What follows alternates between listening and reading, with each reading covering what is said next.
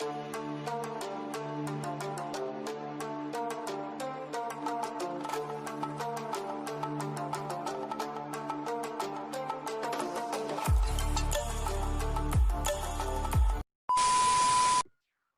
alunos, tudo bem com vocês? Professor Vinícius aqui, trazendo mais uma aula de ciências.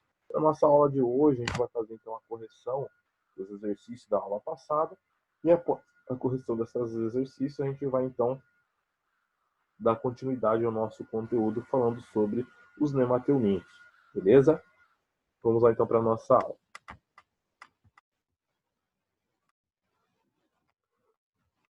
Bom, então na aula passada eu deixei para vocês aqui, né, como tarefa do Em Casa, o nosso exercício número 1 lá, né, do Em Casa. Reproduza a tabela a seguir em seu caderno e preencha com informações sobre esquistossomose e ateníase, tá? Bom, então aqui são duas doenças que a gente trabalhou na nossa última aula, né? E a gente vai preencher agora com informações a respeito do que a tabela está pedindo para a gente. Então, esquistossomose é um plateuminto e ateníase também é um plateuminto. A gente vai perguntar agora aqui as informações. Agente transmissor ou forma de aquisição da doença. A esquistossomose, a forma de aquisição é através de lagos contaminados. A pessoa foi lá, nadou ou entrou nesse lago contaminado e teve contato com a pele, tá? Ele acaba se contaminando, tá? Pela doença da esquistossomose. A teníase é através do quê? De carne contaminada, né?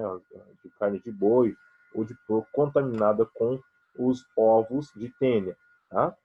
Depois a gente vai aqui para o agente causador, né? Quem que é o agente causador da esquistossomose? Então, o agente causador da esquistossomose é o esquistossomo, tá? O esquistossoma, tá? Depois a gente vai ter o agente causador da tênia, da teníase, é a tênia, tá? Vai ter duas espécies, a tênia solium e a tênia sarginata, tá? A solium é do porco e a sarginata é do boi, tá? Consequências para o ser humano, né? Então a esquistossomose vai dar fraqueza, inchaço na barriga, quando que a teníase vai dar fraqueza e falta de apetite naquela pessoa. Métodos de prevenção: a esquistossomose, controle dos caramujos, tá? É uma das formas de prevenção da doença, mas também pode você utilizar botas, né, para entrar nesses lagos que possuem o esquistossomo, é uma das formas de prevenção. E a teníase, né, a fiscalização das carnes, né, de procedência e cozinhar bem os alimentos, como por exemplo a carne de boi e a carne de porco. Beleza? Bom, pessoal, então para quem não corrigiu, tá? Dá um pause aí, volta, corrige. E para quem já fez a correção ou já quem já fez, né, tudo certo em casa, a gente agora vai dar continuidade ao nosso conteúdo, falando a respeito agora dos nemateumintos, né? Falar a respeito agora desses vermes causadores de doenças. Então a gente falou um pouquinho sobre os plateumintos, que eram os vermes achatados, e agora a gente vai falar um pouquinho sobre os nemateumintos, né, que são os vermes arredondados. E dentro desses nemateumintos a gente vai encontrar o ascaridíase, né, ou conhecido também como ascaris lumbricoides, que é um tipo de nemateuminto causador de uma doença muito popular conhecida como lombriga, tá? Ou também dentro do meio da saúde a gente conhece como ascaridíase, beleza? Então, ascaridíase é uma doença causada pela Ascaris lumbricoides, né? Um nemateuminto conhecido popularmente como lombriga. Segundo o Guia da Vigilância Sanitária do Ministério da Saúde de 2014, a ascaridíase acomete cerca de 1,2 bilhões de pessoas no mundo. No Brasil, ocorre casos em todo o estado, em todos os estados, principalmente nas zonas rurais e nas periferias dos centros urbanos. Cerca de 70% dos casos ocorrem em crianças com idade escolar. Trata-se de uma doença muito frequente e associada a precárias condições de higiene e falta de saneamento básico. Tá? Então, lembra lá que a gente falou a respeito do saneamento básico, quanto ele era importante para a saúde pública, e agora a gente está vendo algumas dessas doenças, né, que podem ser causadas pela falta de saneamento básico, né, em determinadas regiões, né? Bom, então agora a gente vai falar um pouquinho sobre o ciclo desse tipo de doença, né? Então, o número 1, a gente vai ter ingestão de água ou alimentos contaminados por ovos da lombriga, tá? Então, pode ser pela água ou também pelos alimentos, tá? Então, a gente não tem como adivinhar de que forma a gente pode acabar sendo infectado pelas ascaris lumbricoides, pela lombriga. Depois, a eclosão dos ovos e a liberação das larvas no intestino, né? Então, primeiro vai ser ingerido, ele vai chegar lá no nosso intestino e esses ovos vão ser liberados, vai liberar uma larvinha lá dentro. A larva chega até o fígado, né? Ela vai, primeiro, ela vai perfurar a parede do intestino, tá? Então, as larvas perfuram a parede do intestino e chegam aos vasos sanguíneos. Tá? Então, fazer um furinho, entrar dentro de um vaso sanguíneo e vai chegar até o fígado. 5, a larva chega até o coração. 6, a larva atinge os pulmões e sobe pela traqueia. Tá? Então, ela vai chegar aqui no pulmão e vai subir pela traqueia, tá? Causando muita irritação e tosse na pessoa contaminada. Tá? Quando chegam à faringe, os vermes jovens são engolidos passando pelo esôfago. Então, ela vai subir pela faringe, pelo pulmão, depois ele é engolido, tá? E aí ele vai voltar para o intestino novamente. Os vermes jovens passam pelo estômago, os vermes jovens então atingem o intestino delgado, onde se desenvolvem até a fase adulta e se reproduzem. Uma lombriga ela pode medir de 20 a 40 centímetros, a machos e fêmeas, tá? Tanto machos quanto as fêmeas. E 10, os ovos do verme adulto são eliminados nas fezes que podem contaminar a água e alimento. A fêmea pode liberar até 200 mil ovos por dia, ou seja, uma grande quantidade de ovos são liberados junto das fezes, tá?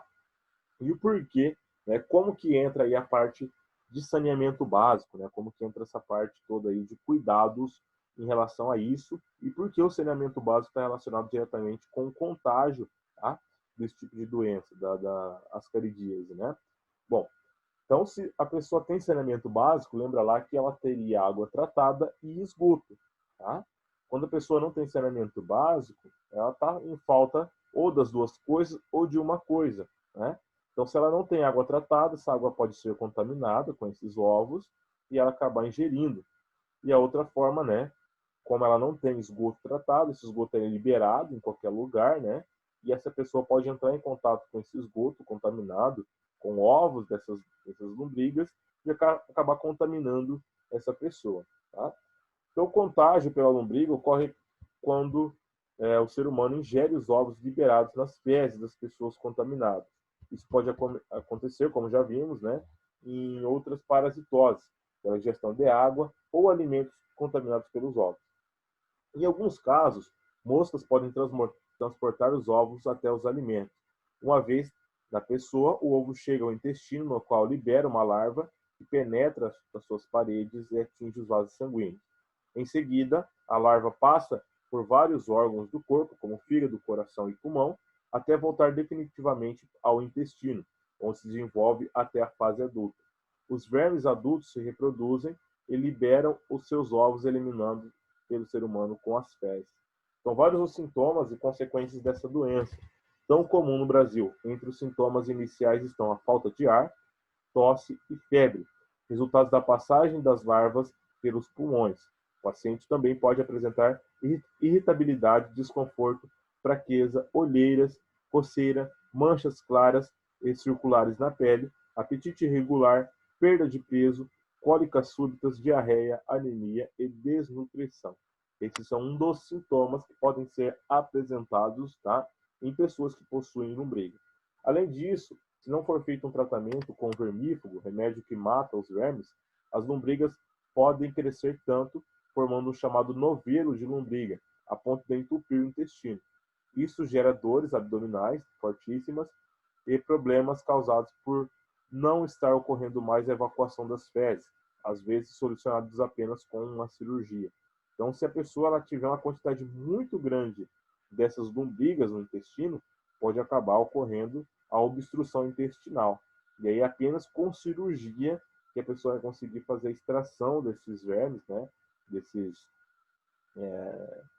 Desse tipo de hemateuminto, né? Para conseguir desobstruir, né? O intestino, para que essa pessoa, então, possa evacuar normalmente. Então, a prevenção ela é feita evitando, então, o contato e a ingestão de alimentos água contaminada, né? Para isso são necessários bons hábitos de higiene, lavar as mãos e os alimentos, saneamento básico adequado e, claro, tratar os doentes para que o ciclo do parasita não continue. Tá? Então, tratar os doentes é fundamental para que essa pessoa, né, contaminada não acabe gerando mais ovos e contaminando outras pessoas. Tá? Bom, e o outro tipo de verme nemateuminto também que causa parasitose é o ancilostoma, tá? Causador da ancilostomíase.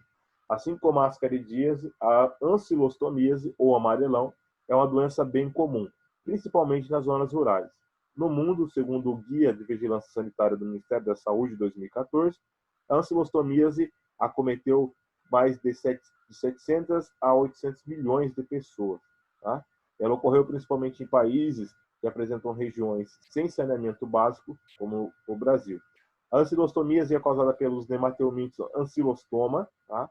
Nome científico ancilostoma duodenale, e o necator, tá? Necator americanus. Tá? Esses dois tipos de nemateuminto é que vão causar, tá, a ancilostomíase, também conhecida como amarelão. E agora a gente vai ver um pouquinho sobre o ciclo de vida desses organismos. Tá? Então, primeiro, vai ter lá, os ovos do parasita são eliminados junto às fezes no solo. Tá? As larvas saem dos ovos e permanecem no solo. As larvas desenvolvem, então, e nessa fase pode contaminar o ser humano. Tá? Então, o que acontece? Esse animal, ele não é, por exemplo, não precisa entrar dentro do corpo humano para eclodir do ovo. Tá? Ele eclode já ali dentro no solo. Tá? E depois desse eclosão, ele vai se desenvolver para depois contaminar o ser humano. As larvas penetram na pele. Após atingir a corrente sanguínea, as larvas chegam ao coração, aos pulmões e ao intestino. Tá? E no intestino, as larvas se tornam adultas e formam os ovos. Tá? Então, ele vai ter um desenvolvimento após a eclosão, aí ele vai penetrar na pele, atingir a corrente sanguínea, e na corrente sanguínea ele vai alcançar vários órgãos do nosso corpo, como coração, pulmão e intestino. Tá? Então, as larvas dos causadores do amarelão, quando vivem no solo, podem penetrar no pé do hospedeiro, causando uma leve coceira. Depois de atravessar a pele, a larva cai na corrente sanguínea, fazendo o caminho parecido com o da larva da lombriga, além de chegar ao intestino, aonde se torna adulta. Com aproximadamente 1 centímetro de comprimento, os machos e as fêmeas raspam a parede do intestino com pequenos dentes e se alimentam do sangue do hospedeiro. Isso acarreta na perda de sangue, que pode deixar a pessoa anêmica e causar a morte de crianças debilitadas. O nome da doença, amarelão, é em razão da cor que a pele assume em indivíduos com anemia, devido a essa baixa concentração de hemácias, que são as células sanguíneas. Né? Então, a prevenção se dá com o uso de calçados, evitando, então, o contato com as larvas que ficam no solo. Tá? Então, o solo contaminado com ovos eliminados com as fezes dos doentes. Como em todas as parasitoses, as instalações sanitárias adequadas impedem que os ovos dos parasitas se espalhem no solo. O tratamento de pessoas doentes também é fundamental. Tá? Então, essas são as medidas que a gente tem, que são tomadas, tá? Como prevenção da doença. Tratar os doentes, tá? Ter condições sanitárias adequadas, né? Saneamento básico, e também, né, utilizar sapatos, né, ou tênis, ou algum tipo de calçado nos pés, para que os pés não fiquem em contato direto com o solo e cause a contaminação desse tipo de verme. Então, agora a gente vai aqui para o de olho, né, nos demais nemateumintes, para nematóides, parasitas de plantas. Tá? Então, esses nematóides eles não acabam parasitando somente seres humanos ou animais. Tá? Existem também nematóides que parasitam plantas. Existem alguns nematóides que parasitam plantas, como o sorgo, né, que é utilizado aí para alimentação de porcos e aves. Os nematóides podem parasitar diferentes partes da planta, principalmente a raiz, que pode ficar com lesões e se desenvolver muito pouco. Esses parasitas podem ser encontrados por rotação de culturas, alternância de culturas na agricultura e aeração, que propicia maior entrada de ar no solo, pois assim aumenta-se a incidência de raios solares que matam esses parasitas. Eles podem ser eliminados por venenos, embora esse não seja o método recomendável em razão da contaminação ambiental causada por vermicidas. Tá? Então, eles são controlados através da aeração do solo, né? Que é uma das formas de fazer com que esse verme não se desenvolva em grande quantidade dentro desses plantios. Tá? Então, além de contaminar animais e seres humanos, né? Esses vermes também acabam contaminando. Esse grupo de vermes, na verdade, não é o mesmo que contamina as pessoas, tá? Mas ele pertence ao mesmo grupo, que é o dos nematóides. Beleza? E agora a gente vai aqui para a atividade número 2, né? Lembra-se, então, do aluno do 7º ano da atividade 1? O professor, ao saber que o aluno faria outra viagem, agora para uma fazenda bem isolada no interior do seu estado, novamente lhe deu um conselho. Não ande descalço pela fazenda para não ficar doente. A que doenças o professor está se referindo e por que esse conselho é útil? Tá? Então, a doença que o professor está falando, tá, é essa doença aqui que a gente acabou de falar, a ancilostomíase. Tá? E por que esse conselho é útil? Porque esse conselho, tá, vou colocar aqui para vocês, tá? Então, a doença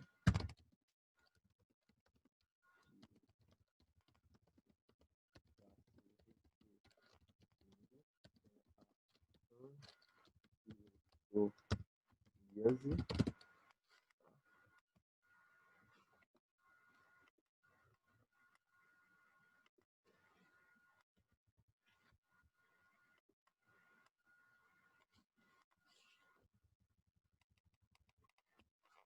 e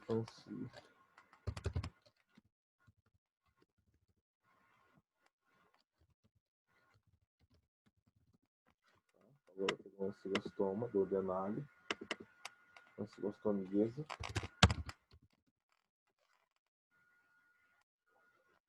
Qualquer outra pergunta, né? E por que esse conselho é útil, né? Então a gente vai colocar aqui, vírgula, o seu conselho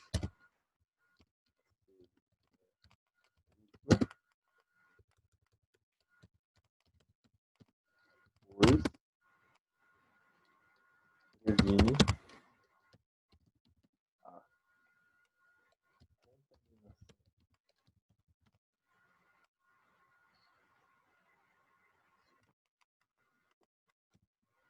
a contaminação através. Bom, então essa seria a resposta correta nossa, tá? A respeito da ancilostomíase. Então, a doença que o professor está se referindo é a ancilostomíase, e o seu conselho é útil, pois previne a contaminação através dos pés, tá? Então, não andar descalço faz com que previna, né, que ele fique doente através dessa forma. Beleza? E agora a gente vai aqui para o número 2 do nosso teste, né? Sobre a ascaridíase, foram feitas as seguintes afirmações. Primeiro, o ciclo de vida da lombriga requer mais de um hospedeiro? Verdadeiro ou falso? Falso. Ele só requer quem? Seres humanos para completar o seu ciclo. 2. É prevenido com hábitos de higiene e saneamento básico? Verdadeiro. Tá? Higiene e saneamento básico é uma forma de prevenção da ascaridíase. 3. As formas adultas da lombriga se alojam no intestino? Verdadeiro também. Então, a resposta certa ficaria letra C. Tá? A resposta certa aqui, letra C, como resposta certa aí do nosso teste número 2. Tá? E agora a gente vai lá para o nosso Em Casa número 2, né? Reproduza a tabela a seguir em seu caderno e preencha as informações sobre ascaridíase e ancilostomias. Então, ela é idêntica à tabela anterior, que a gente completou sobre a esquistossomose e a teníase, e agora vocês vão ter que completar sobre a ascaridíase e a ancilostomia. Beleza? Bom, pessoal, nossa aula vai ficando por aqui, tá? Na nossa próxima aula eu volto com a correção dessas atividades, né? E também com o nosso conteúdo novo, beleza? Grande abraço aí e até mais.